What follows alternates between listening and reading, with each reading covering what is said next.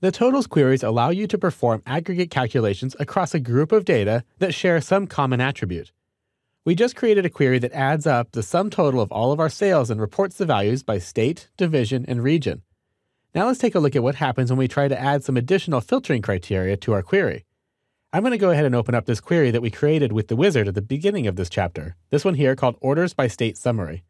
If I double-click on it to run it, we can see that we have each of our states listed here, and then within each state, we have some aggregate calculations that add up all of their orders, that find the average of their orders, that find the smallest order and the largest order, and gives a count of how many orders were placed in that state. Now earlier in this chapter, we were grouping these states together based off of their region and their division, which was a really convenient way to organize them because if we take a look in the states table, let's double-click on that to open it, we have all of that information right over here. We have our states and the categories that they fall in for region and division. But what happens if we wanted to do just some sort of arbitrary collection of states and find out the sum totals across those states? Let's go ahead and take a look at this region column here. I'm going to click on the downward pointing arrow, and I'm going to choose this box here to deselect all fields and just explore the states in our western region. I'll choose West and say OK. Here are all of the states in our western region. If I go into the division column here, I can filter to just those states in the Pacific division. Let's go ahead and say OK. And I can see in the Pacific division, I have the states of Alaska, California, Hawaii, Oregon, and Washington. Now what happens if I wanted to find out the sum totals of our orders across just the continental Pacific states? That would be the states of Washington, Oregon, and California, but not include Alaska or Hawaii. Well, let's go ahead and take a look at how we can do that back in our query. I'm going to go ahead and close the states table. I'm not going to save any changes to it, and go back into my Orders by State Summary query. Let's go ahead and switch into Design View. Now at first you might think, okay, we just need to add some criteria down here for the 3 states that we're interested in. So I'm going to go down here into the states column in the criteria row, and I'm going to type in California.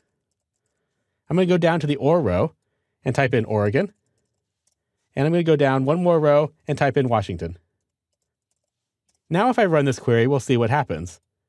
We get the filtered results, so we're only seeing the states of California, Oregon, and Washington, but this isn't really quite what I was looking for. What I want is the sum total across those 3 states.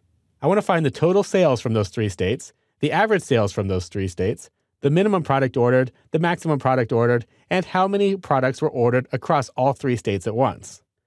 Let's go ahead and change our query up so we can get those results. I'm going to go back into Design View. The trick to this is that we're leaving this totals row here left as group by. So even though we're filtering out to just these 3 states, we're still grouping those 3 states together. In order to group them all together into one group, what I need to do is change this group by from group by to where, and I'll choose that from the bottom of the list here. Notice when I choose where, it still leaves the filtering criteria here, but the show checkbox gets automatically turned off. Now what we're doing is filtering all of our records to just the ones that occur in the states of California, Oregon, and Washington, but we're not using these criteria to group by. They're going to be removed from the grouping level. So we're only going to see the sum of our products, average of our products, the minimum, maximum, and the count of the products that happen in those 3 states, but we're not going to be grouping by those states. Let's run the query to see what happens. Now I can see just a single record here.